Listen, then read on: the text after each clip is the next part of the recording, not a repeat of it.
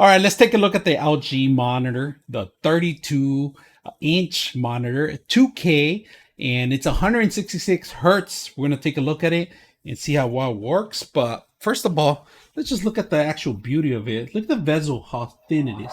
So first of all, if you guys can see it, the bezel itself, they're very thin on the top, on the side, but on the bottom, it's the thickest part of the actual monitor, and that's almost like an inch right there. Just to be exact, across it's gonna be 28 inches, all right, and to be precise, from point to point it is 32, all right, but across is about 28 inches. Very small little bezel. If you guys can see it, it's almost an inch. This is actually an inch. So we're gonna take a look at the back and see what else is in the back. All right, so if you guys can see the actual monitor in the back, LG in the back. They still have the red around the ring, like all the monitors. You have a display port here, and then you have a HDMI 1, HDMI 2, and then you have your 3.5 jack for your audio connection, and of course your power connection in here. Now, if you guys can see this, some systems are not compatible with the actual arms unless you have the little razors, a little kind of like a little. They kind of look like little razors to raise it up, so you could grab onto the actual mechanical arms. You need to have that in order to buy a mechanical arm for this. So if you don't have that, you got to be aware that you got to have that first. So it comes with a couple of screws. Of course, they give you a couple of screws here, and we do have its base itself. We're going to show you the base right now. The bezel itself, the actual neck itself, it has a actual thin part for the actual cables in here, and this is heavy duty. And if you can notice, it's similar design as a Dell monitor, where you actually just sink it in and lock it in, and it does have a release button. So the release button is right here, if you guys can see it. So basically you just tore it down and you click it on, and that's it. And the base itself, of course, but all you got to do is do the button out and it takes off. So in order to actually raise this part up and get a mechanical arm, you need some razors. So there's a couple of little plastic circular razors that actually lift up the actual system so it could grab on. Recommend you getting that prior to buying the mechanical arm, or sometimes the mechanical arms have them. Unfortunately, this system didn't have it. All right, the stand itself, look at the stand. It's really light, but it's really flimsy. I mean, it's just one part of it that connects to the neck, and this is where it actually physically has to puzzle in. And once it connects, it seems like it's unstable because the weight is not actually on the neck itself, and the bottom part it's all plastic around the base. If you guys could notice, it does have some legs in here and some rubber ends. Of course, you don't need any tools. You could just hand tighten it, or if you have quarter or nickel, you could even tighten it up even more with that. But this part right here it's plastic. It looks like metal, but it's not. It looks like brushed metal, but it's not.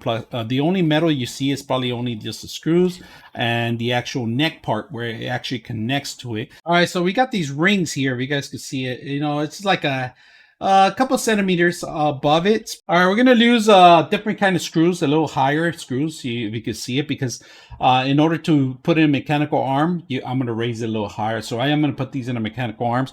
Like I said, you do need some little razors like this. They're like little rings, if you guys can see it.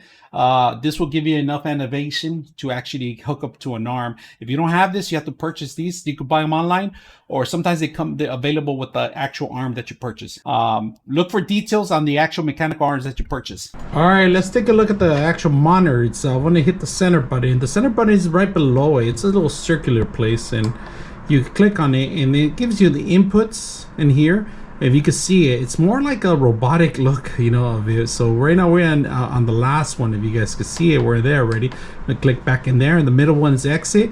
Up is powered. We're game mode. We're gonna go to game mode, and here we could change it to different kind of game modes that you have saved. If you guys can see it, motion blur.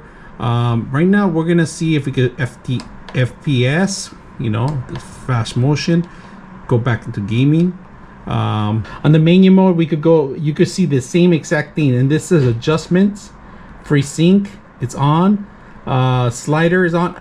Actually, black stabilizer, we could set that up later. Response time, it's fast. Close hairs, look at this. All right, look at this, guys. I'm gonna turn it off. It's off right now. I'm gonna put a little green little dot in there, so when you're gaming in there, well, let me see if I could get out of there. So there's actually a green little dot right there. and you can see the green little dot right there on it. So I like that. So you're playing some games or Apex or Call of Duty, automatically. Let's go back in there and we could turn it off. The crosshair, you can always turn it off. So we could go to back to where it says adjustment, where it says gaming, gamma, crosshair. We're gonna go crosshair, go back to the side. You can change it red, a little tiny dot. We're gonna hit it off today. And then we're gonna back to picture adjustment. We could go to brighter. You guys can see this, brighter. And then general information, like, you know, say you want to reset the whole thing, you could do it from factory reset and stuff like that. So let's play some demo here. Right now it's not too dark as it is, but you can mess with the colors. And we are gonna play a game, and we're gonna be syncing up a game in here and see how well it works. But right now I'm running a 2K right now. Let me the volume up on this one too.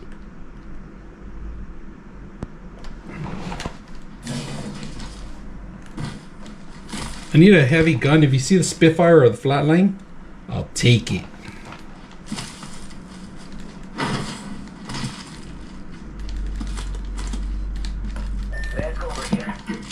I think I dropped the Spitfire in there, in that area. Can't remember if it was there or not. All right, I'll go mark it. We should have stayed back. There's two fucking.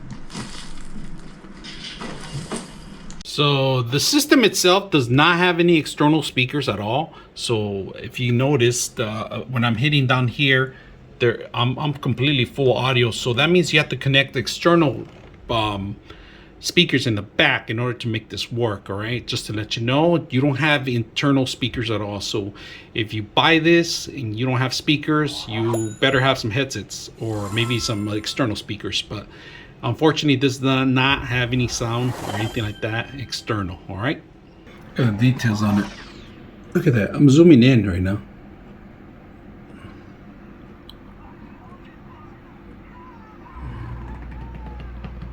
Good quality. Let's see far away. Look at the details on that.